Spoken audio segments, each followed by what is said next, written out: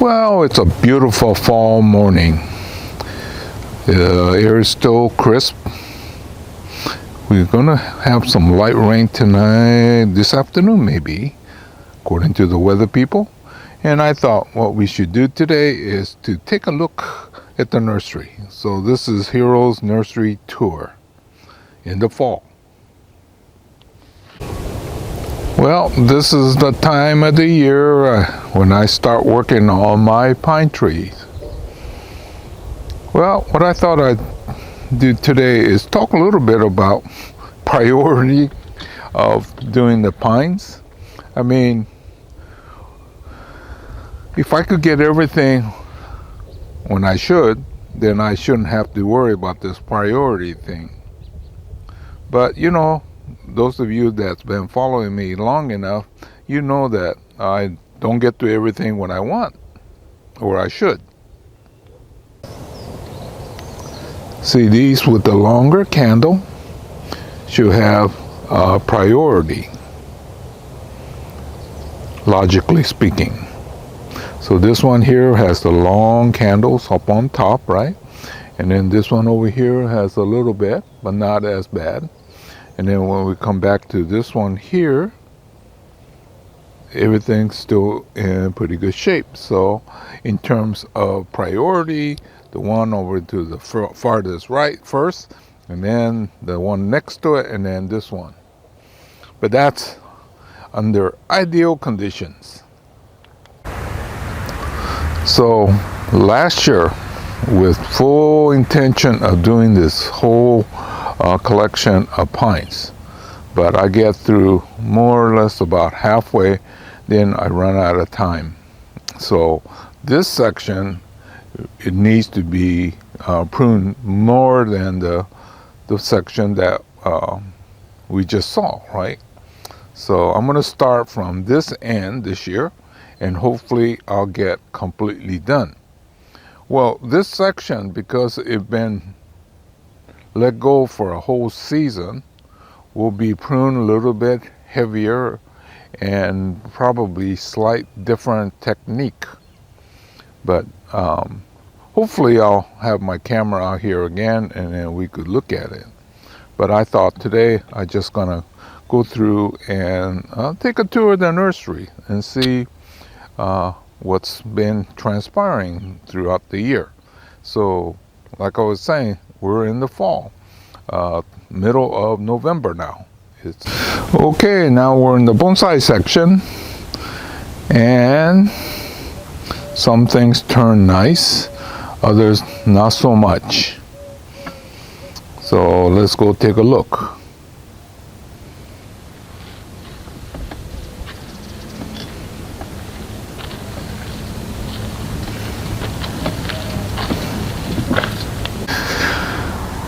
Oh, this is my olive triple planting. You know, less than 2 months ago, I had this thing pruned perfectly, and then all this thing came up. Oh, maybe I should get my drone up in the air, but I don't know. I told you about when I first got it, right? I got it stuck in the tree, so I've been leery about it. And you know, you can't really get good till you do it over and over again. Well, maybe in the spring we'll do it again.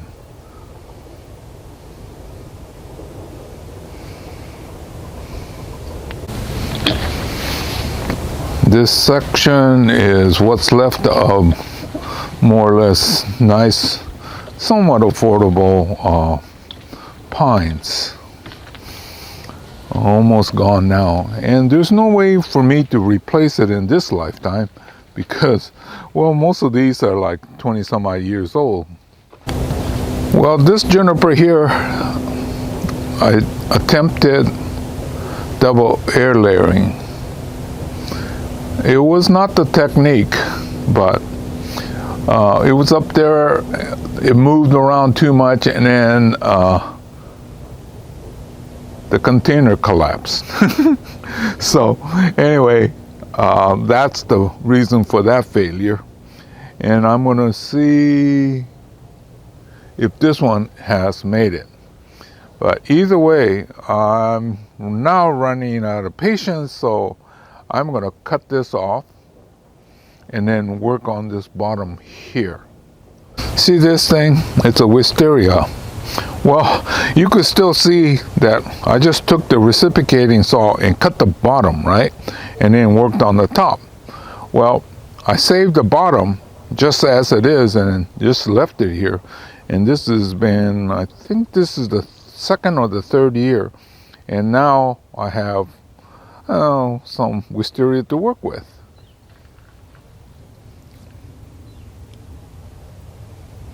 And then we have our boulevard cypress, big ones over here. Still looking pretty good. And then as I keep going,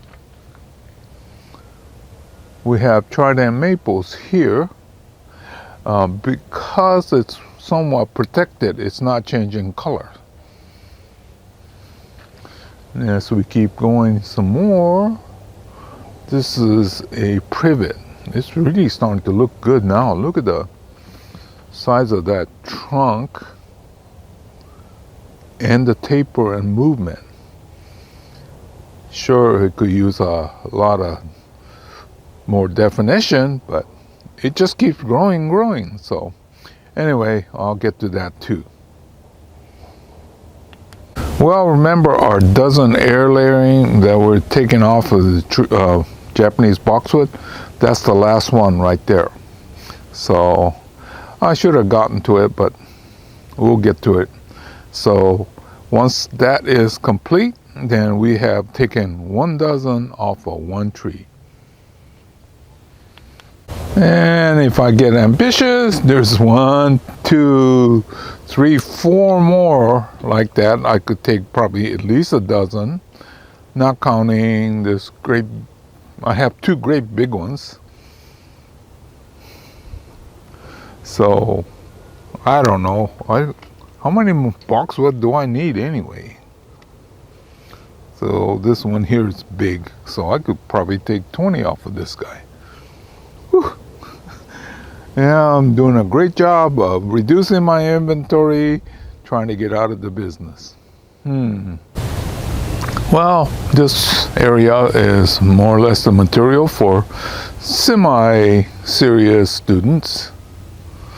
You can see where they're starting to turn color. What's in front of us is crepe myrtle and others that are changing color. The yellow one are ginkgo, and then we got some tridents that's starting to shape color up too.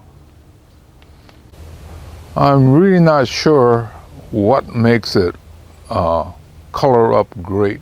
I know that it has to get cold sort of suddenly, but you could have 2 same species next to each other, one color up and another one won't. So I don't know.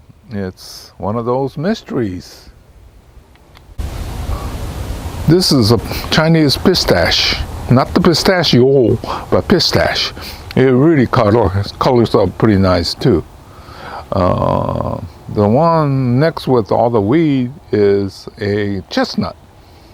I don't know what it's supposed to do. Well, we have a chestnut tree, and the squirrels like to move things around, so that's how I ended up with that. Liquid amber is another one that can color up nicely, but looks like it's just gonna kind of fall off this year. It should turn sort of maroon on a good year, yellow and maroon, but nope, I don't think so. Well, in this section we have a lot of the ongoing projects. So these are 2 of the big boxwood. That was a big one that I didn't want it as a multi-trunk, so I cut it and they were coming back. And the pink tag means that I've been videotaping, and hidden behind that is the wisteria. Same thing, one big one I cut up so that it won't be so big. And then a lot of the stuff are still in the training and growing stages.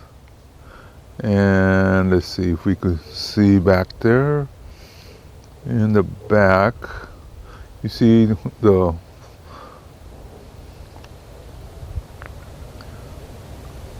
pink tag. Those are 11 of the boxwoods, plus a few in the beige boxes are the ones that are another project. But anyway, that's where I'm keeping all the boxwoods, nice and safe, well protected.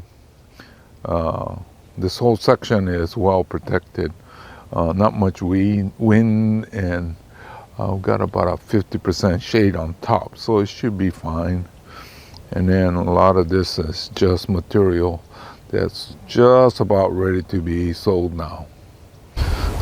This section here actually was pruned 2 weeks ago, so that's why it's relatively weed free. And then, but those sucker growth at the base, they just keep coming back. See, that's about 2 weeks ago that I was all cleaned out. Oh, this is where two of my best dwarf olives are. Getting better and better each time. And a couple more, the olives over here, and the ginkgo trying to change color. If you're wondering what these white buckets are, well, they were going to shut off my power, so I had standby water. Then if I swing around, now we're into our more or less the affordable area.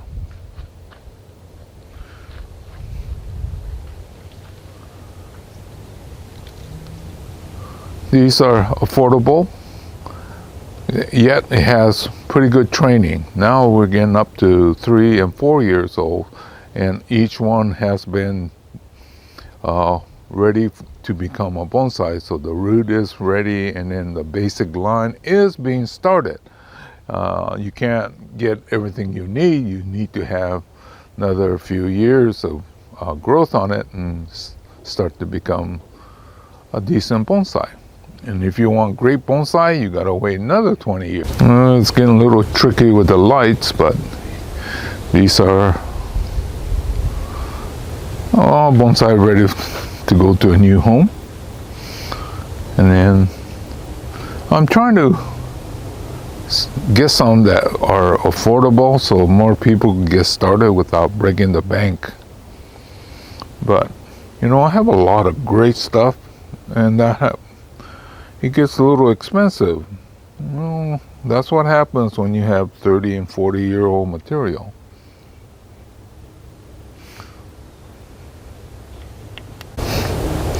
Here is a trident maple with a gray shape, but very disappointing coloring. Right next to it is the ginkgo. Once again, it always colors up better. Well, this bench used to be nothing but Chinese elm, really nice material state, big, thick, and then had very good start on the trunk. And you could see that we're down to 2, and the countdown has started. And then you swing around here.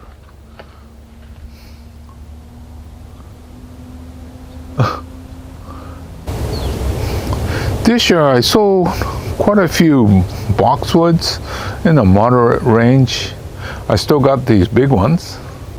Well, this section, this part that we're looking at is the maples, a lot of trident maples, but you can see they're not changing much color. The one on the forward side is changing, but it's not very pretty. And then we have kind of a mixture on this side here. We got some evergreens. We have some boulevard cypress on the largest, medium large side, and then podocarpus. And I think there's one of the cypresses that need pruning. And then ginkgos over here. Well, as soon as I could figure out what to do with this, I'm going to remove this section of the shade house. And then I have some ideas of what we're going to do with this wall here. So maybe towards the end of next year, if I could get these sold or find spots that I could put these and move this shade house, you'll see in the future episode of the nursery tour what I'm going to do with this. Okay, so this is Hiro saying goodbye. I'll see you again real soon in another chapter. Thank you for watching.